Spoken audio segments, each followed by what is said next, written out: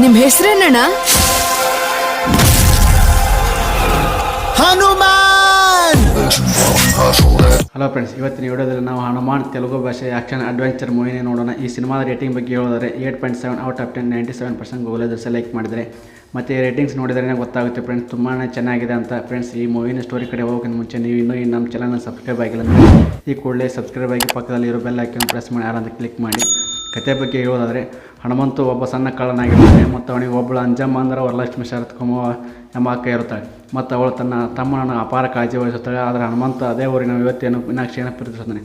ಆದರೆ ಒಂದು ದಿನ ಮೀನಾಕ್ಷಿ ಗಜಪತಿಯ ವಿರುದ್ಧ ಜಗಳ ಮಾಡಲು ಹೋದಾಗ ಗಜಪತಿಯು ಮೀನಾಕ್ಷಿಯ ಮೇಲೆ ದಾಳಿ ಮಾಡುತ್ತಾನೆ ಮತ್ತು ಮೀನಾಕ್ಷಿಯನ್ನು ಉಳಿಸಲು ಪ್ರಯತ್ನಿಸಿರುವಾಗ ಹನುಮಂತ ತೊಂದರೆಗೆ ಸಿಲುಕುತ್ತಾನೆ.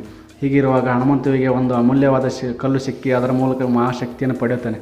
ಫ್ರೆಂಡ್ಸ್, ಮುಂದೆ ಹನುಮಂತ ತನ್ನ ಮಹಾಶಕ್ತಿಯನ್ನು ಹೇಗೆ ಬಳಸಿದನು ಮತ್ತು ಕೊನೆಗೆ ಏನಾಯಿತು ಎಂದು ತಿಳಿಯಲು ನೀವು ಈ ಸಿನಿಮಾವನ್ನು ಥಿಯೇಟರ್ನಲ್ಲೇ ನೋಡಿ ತಿಳ್ಕೋಬೇಕಾಗುತ್ತೆ.